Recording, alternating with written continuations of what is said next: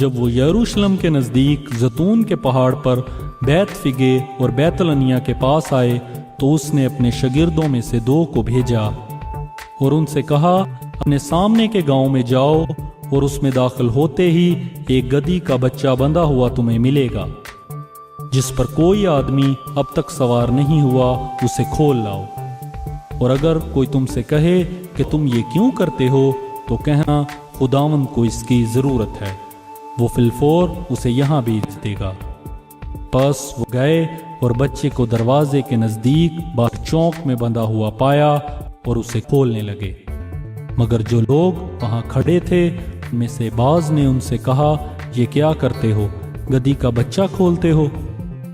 انہوں نے جیسا یسوع نے کہا تھا ویسا ہی ان سے کہہ دیا اور انہوں نے ان کو جانے دیا۔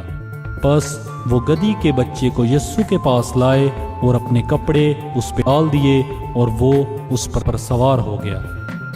اور بہت لوگوں نے اپنے کپڑے راہ میں بچھا دیے، اوروں نے کھیتوں میں سے ڈالیاں کاٹ کر پھیلا دیں، اور جو اس کے آگے آگے جاتے اور پیچھے پیچھے چلے آتے تھے پکار پکار کر کہتے تھے، ہوشنا، مبارک ہے وہ جو خداوند کے نام سے آتا ہے، مبارک ہے ہمارے باپ داؤد کی بادشاہی جو آ رہی ہے، عالم بالا پر ہوشنا۔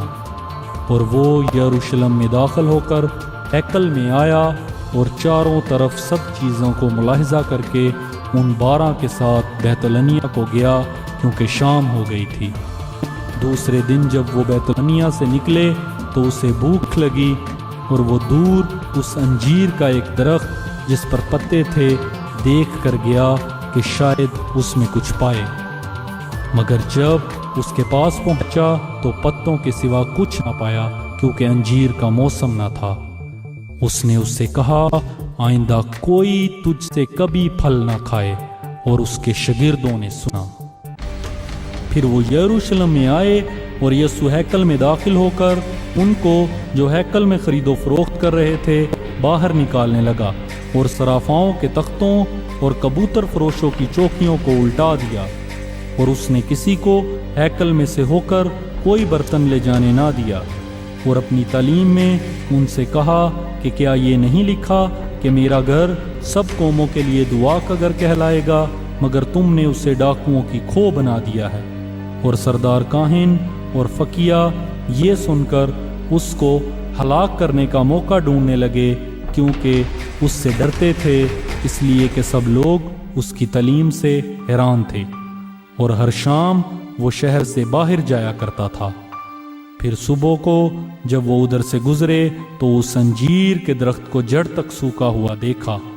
پترس کو وہ بات یاد آئی اور اس سے کہنے لگا، اے ربی، دیکھ یہ انجیر کا درخت جس پر تو نے لعنت کی تھی سوکھ گیا ہے۔ یسوع نے جواب میں اس سے کہا، خدا پر ایمان رکھو، میں تم سے سچ کہتا ہوں کہ جو کوئی اس پہاڑ سے کہے کہ تو اکھڑ جا اور سمندر میں جا پڑ، اور اپنے دل میں شک نہ کرے بلکہ یقین کرے کہ جو کہتا ہے وہ ہو جائے گا، تو اس کے لیے وہی ہوگا۔ اس لیے میں تم سے کہتا ہوں کہ جو کچھ تم دعا میں مانگتے ہو، یقین کرو کہ تم کو مل گیا اور وہ تم کو مل جائے گا۔ اور جب کبھی تم کھڑے ہوئے دعا کرتے ہو، اگر تمہیں کسی سے کچھ شکایت ہو تو اسے معاف کرو، تاکہ تمہارا باپ بھی جو آسمان پر ہے تمہارے گناہ معاف کرے۔ اور اگر تم معاف نہ کرو گے تو تمہارا باپ جو آسمان پر ہے تمہارے گناہ بھی معاف نہ کرے گا۔ اور پھر یروشلم میں آئے، اور جب وہ ہیکل میں پھر رہا تھا تو سردار کاہن اور فقیہ اور بزرگ اس کے پاس آئے اور اس سے کہنے لگے کہ تو ان کاموں کو کس کے اختیار سے کرتا ہے، یا کس نے تجھے یہ اختیار دیا کہ ان کاموں کو کرے؟ یسوع نے اس سے کہا، میں تم سے ایک بات پوچھتا ہوں، تم جواب دو تو میں تم کو بتاؤں گا کہ ان کاموں کو کس کے اختیار سے کرتا ہوں۔ یوحنا کا بپتسمہ آسمان کی طرف سے تھا یا انسان کی طرف سے؟ مجھے بتا دو۔ وہ آپس میں کہنے لگے، اگر ہم کہیں آسمان کی طرف سے تو وہ کہے گا پھر تم نے کیوں اس کا یقین نہ کیا، اور اگر کہیں انسان کی طرف سے تو لوگوں کا ڈر تھا، اس لیے کہ سب لوگ واقعی یوحنا کو نبی جانتے تھے۔ پس انہوں نے جواب میں یسوع سے کہا، ہم نہیں جانتے۔ یسوع نے ان سے کہا، میں بھی تم کو نہیں بتاؤں گا کہ ان کاموں کو کس کے اختیار سے کرتا ہوں۔